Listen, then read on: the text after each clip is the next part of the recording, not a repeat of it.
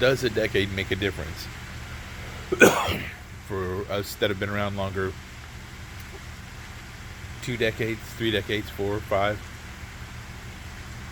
The reason I ask is because last night we had our 50-year class reunion. I should have said year class reunion. But um, as we looked at the old people there, which I are one, um, we began to compare. Um, for us, we've had at least 5 reunions, and on these 5 reunions, sometimes it was a lot more. Or earlier on, it was a lot more. How were we the same? Could we take it back to 1976 and to have that kind of young party atmosphere, feeling, relive the stories? A little bit less of that in the 20-year reunion, 30-year reunion. Starting to settle a little bit, talk more about who we are now, and 40-year reunion, a little less energy. Uh, and then the 50-year reunion last night, I don't think we talked much at all about the way we were that many decades ago. The reason I'm mentioning that is because as a decade goes by, we can measure. I think that's why we do it every 10 years. We can measure how we're different. Are we more physically fit and strong 50 years later? No, aches and pains, uh, physical limitations. Little stripes you see on my face sometimes are from a CPAP uh, because of the snoring. I was waking up my wife quite continually, but she would tell me, "Hey, hon, you're snoring." I'm like, "No, it wasn't." Now, the shoes on the other foot. My two better friends from elementary school that stayed in contact and I sat together last night. Our females, our wives, uh, were one was 10 years younger, one was 15 years younger, and one was 18 years younger, and mine being a fair amount younger. Uh, it was like she was like contagious to everything that I was physically having difficulty with. Um, after a season. So when she noticed snoring, guess who's snoring now? When she noticed me having aches and pains, guess who's having aches and pains now? Uh, so she stopped complaining about stuff because it's almost like the more she complains, the more likely it is that she would go through these physical conditions that are limiting. Maybe at first we hoped that we would be in better physical condition 10 years after high school, and maintaining 30 and possibly 40 years after, but 40 and 50 years after, physically we're not the same. We're not as healthy perhaps as we were then. But what about spiritually? Are we spiritually a stronger person? I appreciate Dr. Chuck Coker, who's a friend of mine, allowed me to edit a book called The God-Shaped Mind. And a God-shaped mind is awesome. It was really he took 180 studies on how Scripture and a godly life changes your mind. It makes it more healthy. The synapses and all like that. I can't explain it all, but he talked about like physical life. Your spiritual life has a stage of birth, of childhood, of becoming mature, and then becoming a leader of leaders. I think the terms were like teknion, paideon, neoniskos, and pater, like father of fathers, I guess. It's extremely interesting. He took that research and he found so many. I mean, like it's not a third of the book, but it seemed like there was that many sources quoted and actual research done for how much stronger your mentality and your spirit life can be as you interact with Scripture, godly people. So, how about you? How would you rate your last decade? And then I'd ask you, what about your next decade? How will you be different a decade from now? My mom, who was gracious enough to live with us She doesn't like sitting back there in a little old rocking chair doing nothing. She's out trying to wash dishes and do details in the yard and doing clothes and stuff like that. And I used to get mad at her for that, but she said, if you don't let me do some things that are life, I'm not going to be able to, have a lot of motivation and feel like I'm part of the family. Reluctantly, we'll let her do some of that, not all of it. But she just wants to feel like she's doing what she can to make our lives better, which she's always been like that. If I have any encouragement in me, I got it from her. She always has words of affirmation and a smile and a pat on the back, a hug. And she's 91. But she also has visited a nearby college, UNF, and they've asked her to do some tests or games, that kind of thing. Some games she can't even win. They said, we know you're not going to win this game, but we want to test your processes. We want to record your responses, and they can make intelligent suggestions on how to maintain her mental health. But she's reading books like I am. I got 5 books going now on how to be closer to God, how to know who God is. And one of the books I read is John Mark Comer, Ruthless Elimination of Hurry, which was finding how we got caught up over the past 100 years and things that reveal what we're doing now that is a waste of time. And then another book that followed it up, Practicing the Way. A lot of research on some things that you can do, not telling us what to do, but you're thinking, I can add that to my life now that I have time. Both because I'm retired and because what he revealed in the Ruthless Elimination of Hurry was things like my video games.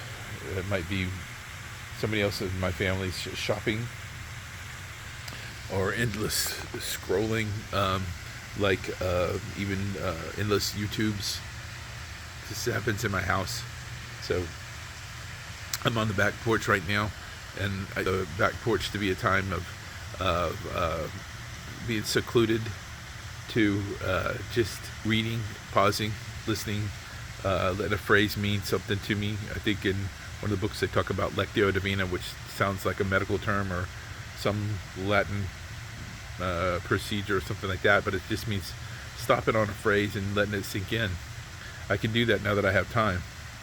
As a retired person, I could have done it before if I'd gotten rid of the scrolling and the video games, some sitcoms that I had to watch. So I chose to take the sitcom off at 11 o'clock at night that I watched before I go to bed. Mostly because it wasn't fair for me to ask my son to get rid of certain things. My favorite game show, I had my clock set for 6:58 because Wheel of Fortune was coming on. We lost that channel for whatever reason in our house, so I'm not watching that anymore. It was an idol. I thought it was a healthy idol because even for the most part, Wheel of Fortune was a fairly clean family type show. But now I can get up in the morning, most every morning, and come out here to the back porch and throw up some the books and start to read. I get maybe a page into a book at a time, or I like the books that have short sections, and can pause, highlight, let it strengthen what I already believe, or give me new details toward a relationship with God. My 4 eyes are immediate, intentional, intimate interaction with God. Immediate means stop right now. Have this moment dedicated to God. Intentional. Who is really the most important person in my life? What is the most important thing in my life? And that's my relationship with God. Intimate means the deepest details. And interaction means actually back and forthing with God. Sending my prayers, if you would, of adoration, claiming who God is, let him know, I know this is who you are, and listening and receiving, having him impart to me things that are immediate, and then some that are answers that'll bloom or hatch later. And why would I do that if God doesn't like sit down in the chair beside me and become physically present? That was my life growing up. I don't see this God we talk about in Sunday school. Even as a youth pastor, I didn't necessarily see God super active around me. Miraculous signs, supernatural things. So why would I be different? What changed over a decade that I believe now? I still don't see him do everything that I understand that he would do, or that might reflect his name. But I do see things that he does do. I can't help but look out at nature. I know man-made, but I can't help but look out here and think about, where did the creation come from? You may say, well, man made these houses, but who made the grass and who made the water? Is this making sense to you? So over the course of a decade, I want to know God better, and I don't want to know God better by doing nothing new. If you do what you've always done, you'll get what you always got. So some of the people that I'm reading now, Dallas Willard, John Piper, Madame Guyon, where did that come from? And Frank Laubach are what some people would call mystics, not unchristian mystics, but people who consider the realm of God's spirit and God's activity in our lives. People who are looking for the same things that I'm looking for, which are one moment with God, and then the next moment with God. Linking Moments, which was the name of my book, available on Amazon and Barnes & Noble. I like to share, sometimes when I'm sharing, like I have a YouTube channel called Journey to Know God, because it's a journey. It's like, I didn't arrive, never arrive, but I like to share in that manner. I also like to share, we have a Monday night small group, a few couples and a couple single people to round it out. Tuesday night we have a family over, and the husband and I often hit the back porch, and we'll talk about issues of the day, as well as personal things that are going on with our wives and kids. Wednesday morning I had a Bible study for the neighborhood, which I still have, but then there was an hour before that at a new church that we were visiting. They have a Bible study at 6:30 in the morning, so I have a 6:30 to 7:30, and then whatever we do in youth group on Wednesday nights, I get to be very personal and intimate with my wife and ask her how we're doing. On Thursday nights on our date, the other family comes over on Friday nights, and then Saturday mornings we have a couple of different men's breakfasts to share at. Of course, Sunday morning at church, and whoever we go out to eat with after church. A few of the families that we get to share music with, they may hang around for a little conversation and hopefully encouragement one to the other, and wisdom on the Bible and relationship with God. So things have gotten, I would say, better over the past decade. How about you? Your next decade? What's going to happen? What's going to be different?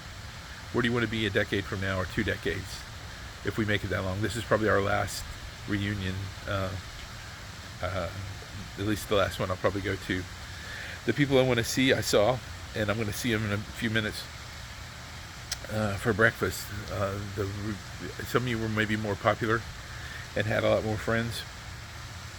My only friends, not my only friends, but my best friends were in the band, because that was our life back then, is concert band, marching band, jazz band, that kind of thing. The football team, I saw basically the sports guys got together last night. They're still tall. And I guess they rehashed the 3 victories they had over the 3 years. But there was not very many band members. Maybe 2 of them were there. Maybe there'll be a few more tonight. We have another dinner. But what do we really want to tell those stories again? And I'm sure the wives are not too excited about that. So how about you? What if you measured your last 10, 20, 30, 40, 50 years, how are you different in good ways? And then how are you closer to God? And then what are we aiming for the next 10, 20, 30, 40, 50 years?